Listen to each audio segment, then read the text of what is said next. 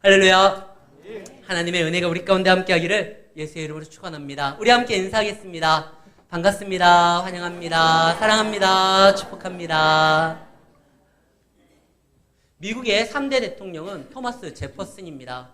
미국인들은 그 대통령을 굉장히 존중하고 존경하며 또한 사랑합니다. 우리가 잘 아는 그 큰바위 얼굴 러시모어의 대통령들의 4명의 얼굴이 새겨지는데 그 중에 하나가 토마스 제퍼슨입니다. 그는 많은 일들을 감당했고 또한 업적을 이루었고 또 존경받는 대통령으로서 그 역할을 충실히 실행했습니다. 그런데 그가요, 살아있을 때 자신의 묘비에 새겨질 글귀를 자기가 미리 작성해서 만들었습니다. 그 글귀가 이거예요.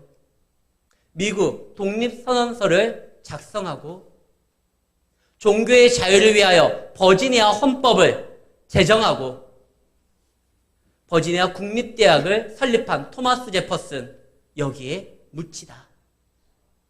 그는 사람들에게 위대한 대통령으로, 미국의 초대 부통령으로, 유럽의 대사로서 이루었었던 많은 업적들이 기억되기보다 미국의 독립운동가로서 그리고 종교의 자유를 위하여 헌법을 제정했었던 사상가로서, 철학가로서, 법률가로서, 그리고 학교를 세운 교육가로서 기억되기를 원했던 겁니다. 많은 사람들이 자신이 다른 이들에게 어떻게 기억되기를 바라고 있을 텐데, 특히 죽을 때요, 많은 사람들이 나를 이제 잊혀진 존재가 아닌 어떠한 일을 이룬 사람으로서 생각되기를 원하는 바가 있을 겁니다. 오늘 야곱의 장례식이 있습니다. 그 야곱의 장례식 때 야곱이 정말 후손들에게 기억되기를 원하는 모습은 다른 것이 아닙니다. 족장으로서 훌륭한 사람, 아들을 애굽의 총리로서 세운 자녀 교육에 성공한 사람, 이것보다 신앙인으로서 믿음을 끝까지 붙들고 나아간 성도의 길을 그렇게 기억되기를 원한 겁니다. 그래서 야곱은 이렇게 말을 하죠. 나를 여기에 묻히게 하지 말고 나의 조상들 아브라함과 이삭과 야곱이 묻히는 그곳에, 그 어머니들이 묻혔고 아버지가 묻혔던 그곳에 나를 장사해 주기를 원한다. 죽을 때까지도 약속을 바라봤고 약속을 붙든 자로서 기억되기를 원하고, 그리고 그것이 기억에서 멈추는 것이 아니라 그의 후손들도 이 믿음을 따라 살기를 소망하는 가운데 이 유언을 한 것입니다. 사실 야곱에게 있어서 그의 고향이라고 할 수 있는 곳은 그가 태어나고 자란 가나안보다 하란일 거예요. 그는 가나안에서 좋았던 기억이 없어요. 어렸을 때부터 아버지의 차별을 느끼면서 살았습니다. 형의 위협과 협박 가운데 있었습니다. 그런 가운데 상처가 있었습니다. 나중에 가나안 땅에 돌아왔는데 거기에서 자기의 사랑하는 딸이 수치를 당하는 일이 생기게 됩니다. 아버지로서 마음이 찢어집니다. 가나안은 무엇나 좋았던 기억이 없어요. 반면에 하란은 외삼촌이 자기를 속였지만 거기에서 그는 많은 것을 이루었습니다.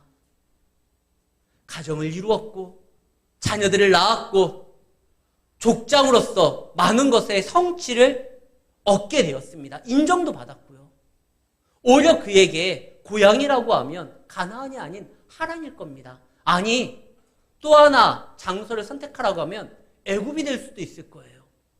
여기에서 내 아들이 성공해가지고 국가의 영웅의 집안의 어른으로서 존경받고 바로에게 축복할 수 있는 존귀한 자로서 명망 있는 그러한 삶을 살았으니 어찌 보면 애굽에서 자기가 묻히기를 생각할 수도 있었을 거예요.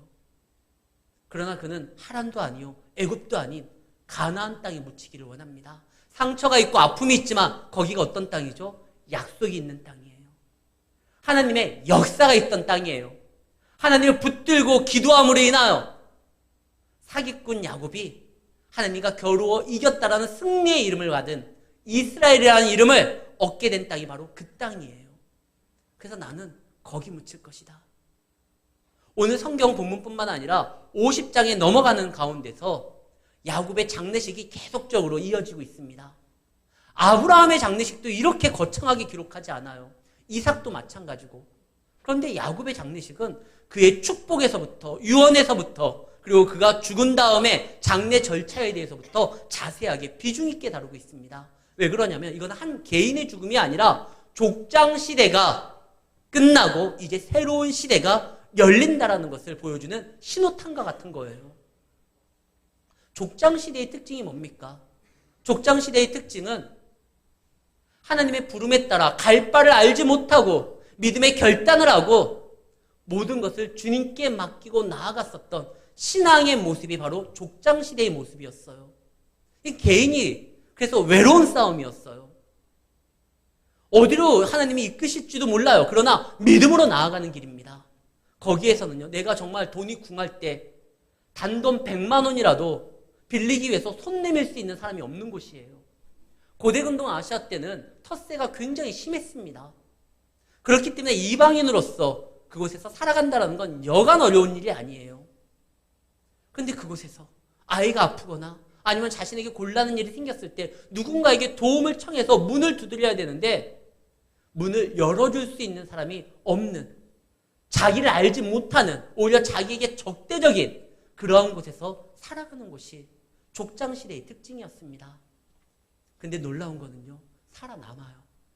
분명히 어려운 시대고 살아가기 힘든, 갈 바도 알지 못했는데 누구 하나 도움의 손길을 먼저 내민 적도 없는데 흉년도 있었고 실제로 족장시대 때 사람들은 죽음의 고비를 여러 번 넘깁니다.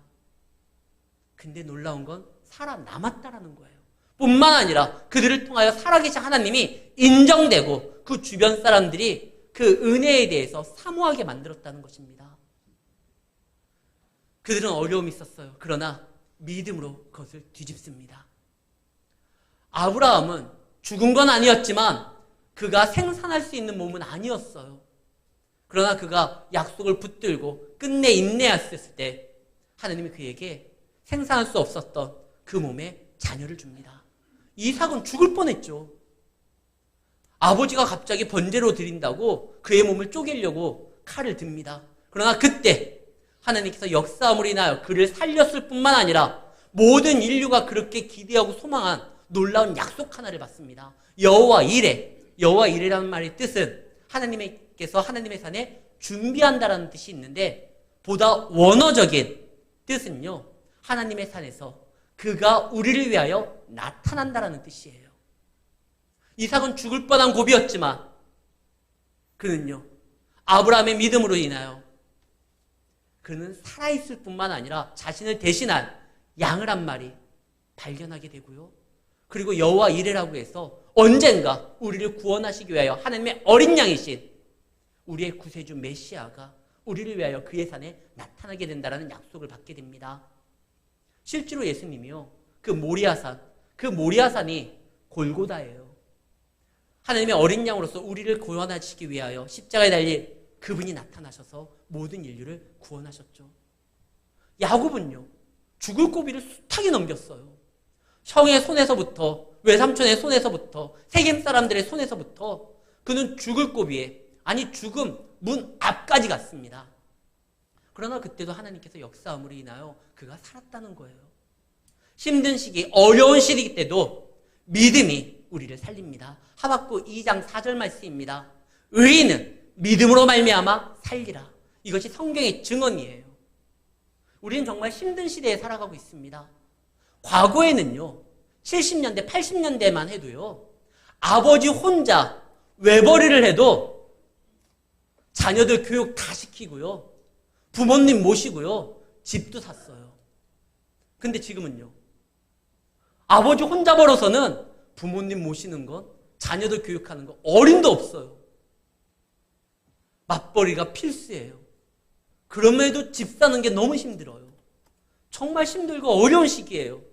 우리가 이런 어려운 시기 때 어떻게 살아가야 되느냐? 답은 나옵니다. 믿음으로예요. 초창기 우리나라에 복음이 들어왔을 때 그때가 살기 좋았을 때가 아닙니다. 1885년 아펠렌저라 언더우드가 손을 맞잡고 그 인천 제물포에서 내렸을 때요, 그때 대한민국은요 언제 무너질지 모르는 그런 상황이었습니다. 조선은요 소망이 없었어요. 실제로 일본의 손에 넘어갔고요. 해방이 되었는데 또 6.25 동란이 있었고 근현대사에 아픔의 시간들이 굉장히 많았습니다. 그럼에도 불구하고 교회는 살았습니다. 오히려 그때 복음이 증거되었고 성도는요 폭발적으로 증가되었어요. 우리나라 기독교상에 가장 정점을 찍었을 때가 1200만이 예수를 믿었을 때가 있었습니다. 지금은 750만이에요. 너무나 많이 줄었어요. 예수 믿기 힘든 시기니까 요즘에 예수 믿는다고 해서 누가 뭐라고 해요? 그거에 대해서 뭐 방해하거나 순사가 잡아가거나 이런 거 없어요. 근데 과거에는요. 그럼 목숨 걸고 예수 믿는다라는 것이 어려운 시기였는데도 사람들이 예수를 믿었더니 그 믿음이 오히려 이겨냈습니다. 시대의 어려움을 바꿔놨어요. 족장시대의 믿음은 그겁니다. 아무리 어렵고 힘든 시기라 할지라도 그들은요. 자신들의 인맥을 통하여 자신들의 가진 어떠한 물질을 통하여 배경을 통하여 그 시대를 살아난 게 아니라 오직 하나님의 약속을 붙들므로 인하여 살아난 것이 바로 족장시대의 믿음의 특징입니다. 그리고 이 믿음은 우리에게 이어지는 거예요. 이제 그 시대가 끝났다고 해서 단절되는 것이 아니라 그 시대를 안고 새로운 시대를 여는 것이 오늘 말씀의 내용입니다. 그 최고의 천재라고 하는 인류 역사상 많은 사람들이 아이작 뉴턴이라고 이야기를 합니다. 만유인류의 법칙에 대해서 이야기하는 사람이죠. 근데 그가 이야기한 게 아니라 그가 인용함으로 인해서 굉장히 사람들에게 유명한 말이 하나 있습니다. 우리는 거인들의 어깨 위에 올라선 난쟁이들과 같기 때문에 고대인들보다 더 많이 그리고 더 멀리 볼 수 있다. 내가 무엇인가 다른 사람들보다 더 많은 것을 발견했다고 하면 그거는 그동안 쌓아 올렸었던 우리의 위대한 선진들의 어깨 위에 내가 올라가서 바라봤기 때문에 더 많은 것을 본 것뿐이다. 겸손하게 그가 이야기를 했는데 참 의미심장한 말이에요. 야곱은요. 아브라함과 이삭과 같은 믿음을 자신들의 자녀들도 갖기를 원합니다.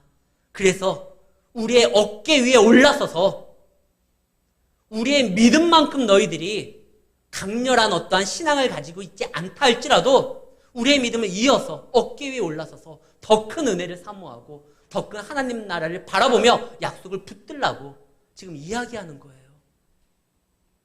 족장들은 갈 바를 알지 못했지만 우리는 갈 바를 알고 있습니다.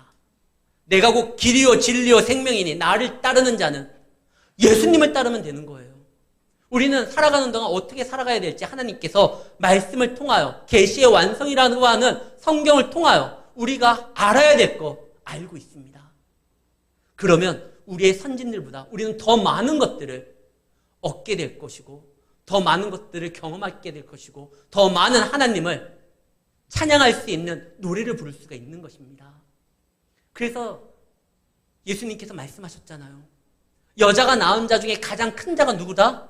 세례 요한이다. 그러나 천국에서는 누구보다도 이 사람보다 더 크게 될 것이다. 왜요?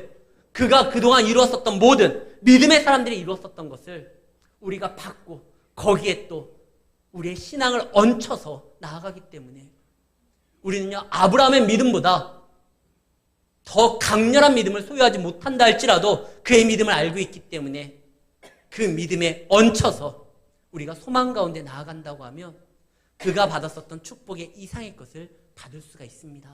실제로 우리는 예수님을 알게 되었고 그분의 말씀을 듣게 되었고 그분이 약속한 보혜사 성령을 보내주심으로 인하여 이 땅에서 어렵지만 여전히 믿음으로 승리할 수 있는 길을 우리는 갈 수가 있다는 것입니다. 사랑 성도 여러분, 족장들은요 자신들의 현실에서 약속된 모든 것들을 이룬 적이 없어요. 하나님께서 아브라함에게 약속을 합니다. 하늘의 별과 같이 바다의 모래와 같이 동서남북을 봐라. 이 모든 땅을 또 너에게 주겠다. 자손에 대해서도 이야기하고 땅에 대해서도 말씀했습니다. 근데 아브라함이 낳았던 아들은 이스마엘과 이삭과 함께 나중에 6명이 더 나요. 총 8명 난 게 다예요. 바다의 모래 아니에요. 땅은요 막벨라굴 그거 돈 주고 산 거 그거 하나밖에 없어요. 이삭은 2명 낳습니다. 에서와 야곱. 야곱은 좀 많이 낳죠. 아들 12에 딸 하나. 그러나 그게 다지. 뭐 하늘의 별 정도는 아니에요. 심지어 땅 받은 건 할아버지 때 산 막벨라굴 그거 하나밖에 없어요. 그러나 그들은요, 거기에 대해서 실망하지 않습니다. 오히려 하나님 안에서 그 약속이 현실화될 것을 삶 가운데 소망하면서 믿음 생활 잘 지키며 살아갔기에 그들의 믿음이 이어짐으로 인하여 결국 하나님께서 그들을 통하여 무수한 하나님의 백성들을 만들었을 뿐만 아니라 하나님의 나라를 주님의 이름으로 경험하고 그 나라에 들어갈 수 있는 실질적인 땅을 우리에게 허락해 주셨다는 것이에요. 우리가 잘 아는 월트 디즈니라는 사람이 있습니다. 그 사람이 이룩한 디즈니 월드라는 것이 있어요. 플로리다 올랜도에 있는데요. 그가 먼저 디즈니랜드를 LA에 만듭니다. 그때 당시에 1955년이에요. 세계 최초로 가족 테마파크가 만들어지게 되죠. 근데 그것이 성이 안 차요.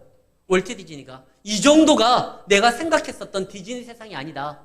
디즈니랜드가 아닌 디즈니 월드를 만들겠다. 그래서 플로리다에 땅을 사기 시작합니다. 그래서 디즈니랜드에 110배가 되는 디즈니 월드를 만들어요. 근데 그 월드가 언제 개장을 하느냐? 1971년입니다.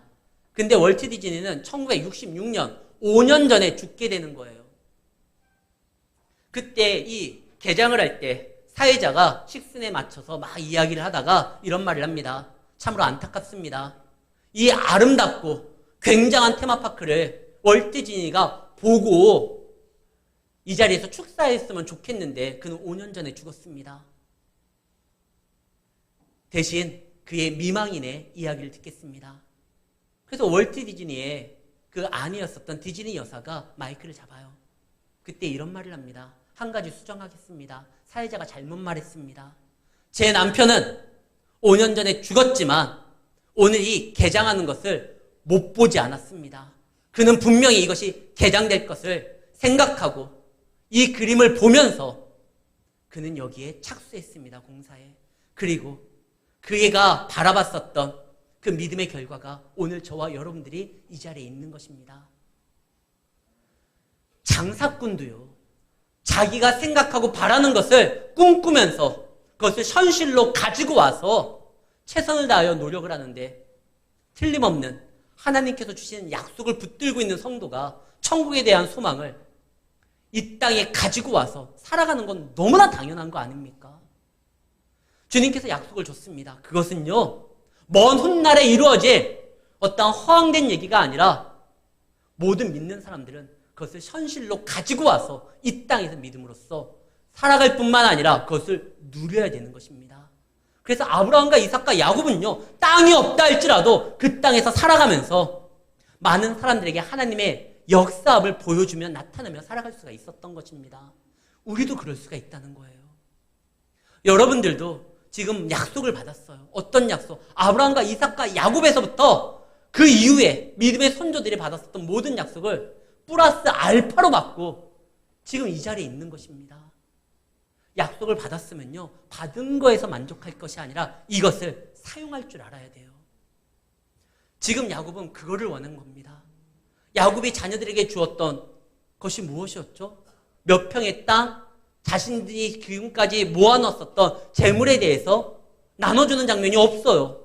그들 한 사람 한 사람에게 하나님께서 계획하고 있는 앞으로 되어질 일에 대해서 예언의 축복의 말씀을 주었고 그 다음에 나를 거기에 장사 지내라.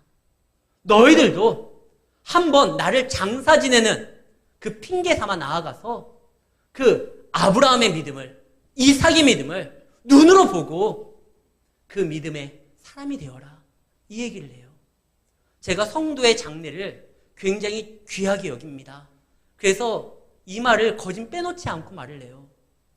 믿는 사람이 죽었을 때, 소천했을 때, 하나님의 나라로 갔을 때 성도에겐 그거는 영광된 순간입니다. 그럼 자녀들에게는요.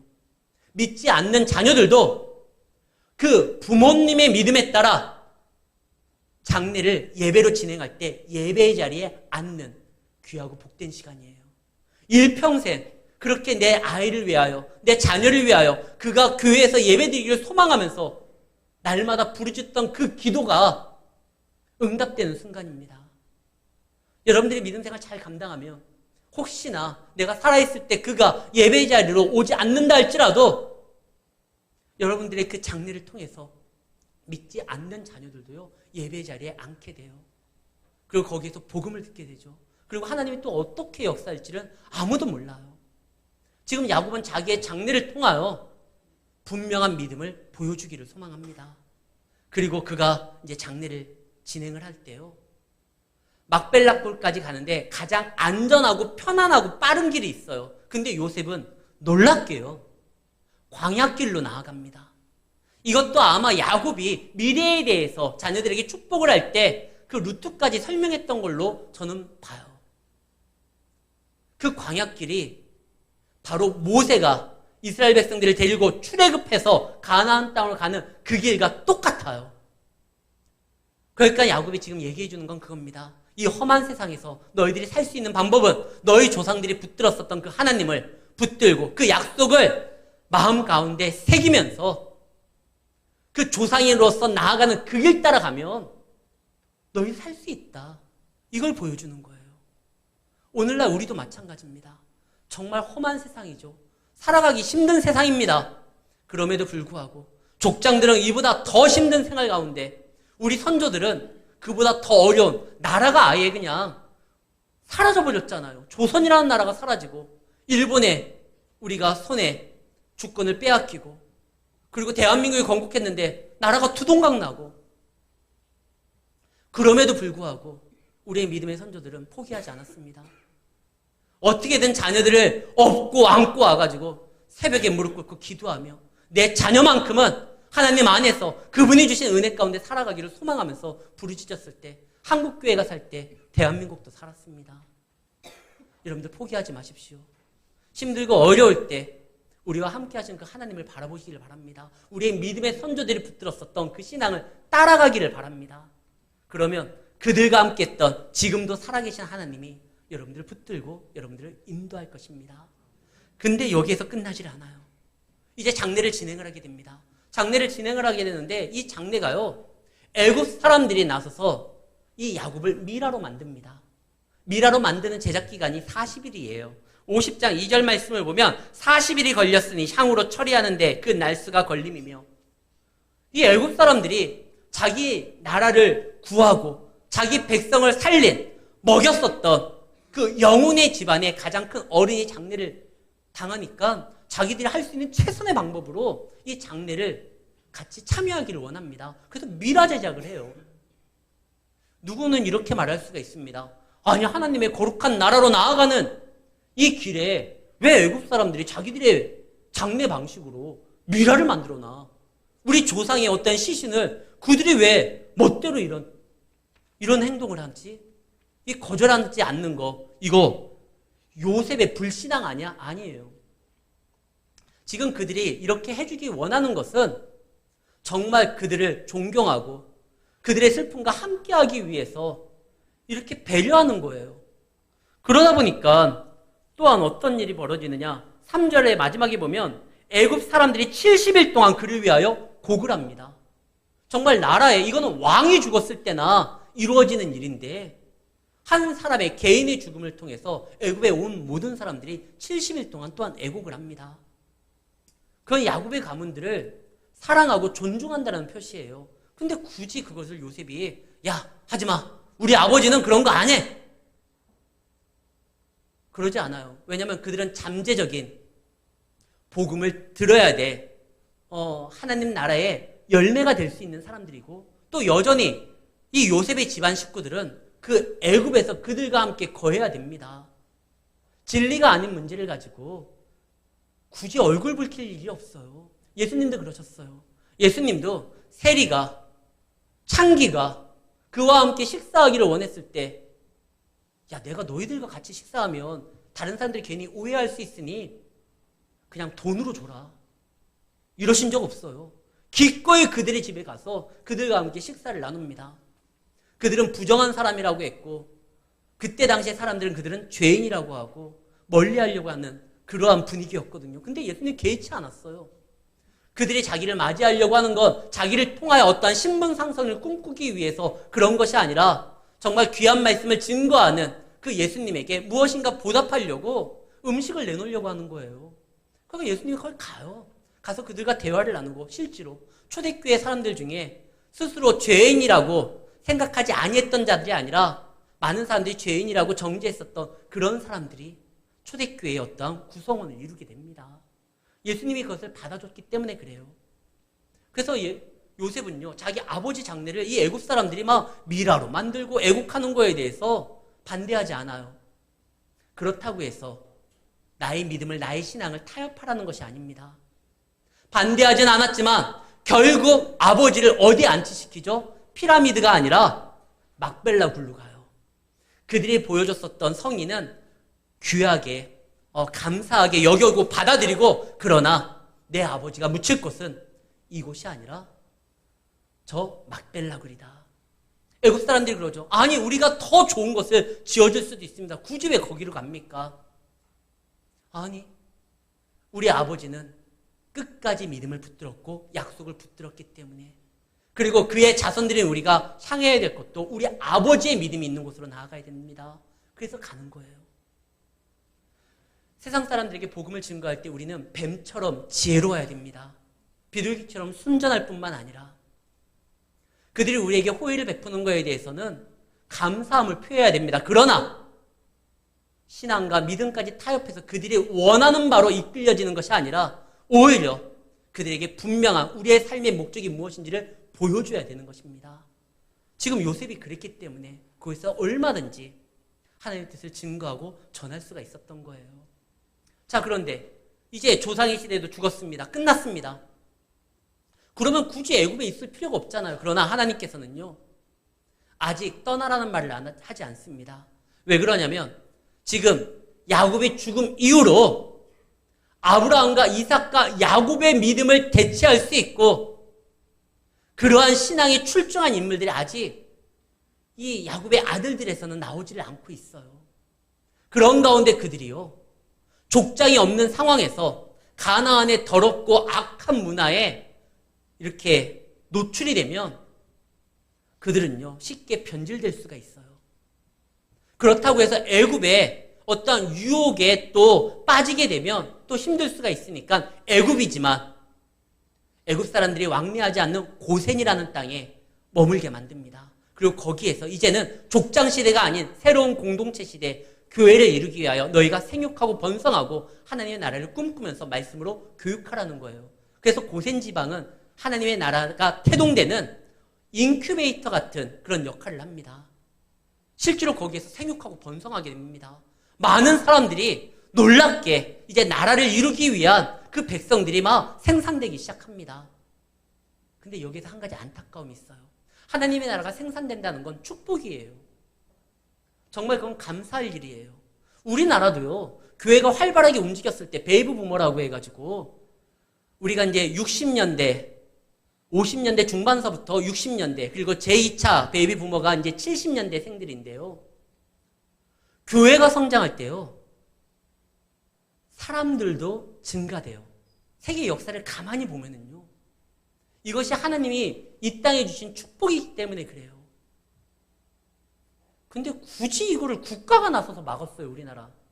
산하 제한, 둘만 낳아 잘 키우자. 그 결과가 뭡니까? 세계 역사상 유례가 없는 0.62명이에요, 출산율이. 이런 건 여태까지 있었던 적이 없어요. 근데 그때 가만히 보면 언제서부터 이런 문제가 생기느냐? 교회가요, 세상에 인정되지 않을 때가 그래요. 이게 참 무서운 결과입니다. 우리가 이 땅을 살리기 위해서라도 하나님 안에서 축복을 쌓아야 됩니다. 물론 생산적인 것뿐만 아니라 여기서 생산은 뭐 출산하는 것뿐만 아니라요, 하나님의 백성을 만들어가는 것도 이야기를 하는 거예요. 지금 가장 안타까운 게 이거예요. 고센 지방에 갑자기 사람들이 막 불어나기 시작합니다. 이건 축복의 결과예요. 근데 불어날 때 불어나는 거에서 만족하는 것이 아니라 그들을 하나님의 말씀으로 교육하고 양육해야 돼요. 그걸 못했어요, 이스라엘 백성들이. 그러니까 어떻게 됩니까? 하나님의 말씀으로 양육하고 그들이 교육을 받았다고 하면 하나님의 군대가 되어서요, 세상이 오히려 그들에게 먼저 손을 내밀 거예요. 우리를 도우라, 우리와 함께하자. 아브라함 때, 이삭 때 믿음이 좋으니까 세상의 왕들이 먼저 와서 언약을 맺자고 하잖아요. 이스라엘 백성들이 막 늘어나는 가운데 하나님의 말씀을 붙들었으면요, 감히 노예로 만들 생각을 꿈도 꾸지 못했을 거예요. 애굽 사람들이. 저들은 거룩한 존재고 하나님이 함께하는 백성이고 하나님이 주장하는 백성인데 우리의 노예가 되라? 어떻게 이 말을 해요? 제발 우리를 살려달라고 하지. 이스라엘 백성들은 하나님이 주신 그 기회, 그 축복의 시간을 새로운 하나님의 백성을 만드는 그러한 결과로 나타내지를 못했습니다. 그 결과 그들이 노예가 돼요. 아까도 이야기했지만 우리나라 한국교회 교인들이 1200만 명까지 늘어났던 적이 있습니다. 국회에요. 3분의 2가 예수 믿는 사람들이었습니다. 대통령도 장로였던 적이 있습니다. 주님의 복음이 능력 있게 나타날 수 있는 기회를 우리는 얻었습니다. 근데 그것을요, 놓쳤어요. 하나님의 말씀으로 생산하는 것을 이루기보다 다른 거에 놓치다 보니까 어떻게 돼요? 세상의 노예가 돼버리는 거예요. 우리는 세상을 변화시켜야 될 사람들입니다. 우리가 세상의 소금이고 세상의 빛입니다. 어둠을 밝혀야 되는 것입니다. 썩어진 것을 다시 살아나게 만들어야 되는 것입니다. 어떻게 해요? 하나님 주신 은혜 가운데 그분의 기회를 붙들고 하나님의 말씀을 내 마음에 새기고 나아가는 것입니다. 야곱은요, 그렇게 살았어요. 근데 그의 후손들에게 어떻게 살아가야 될지도 보여줬어요.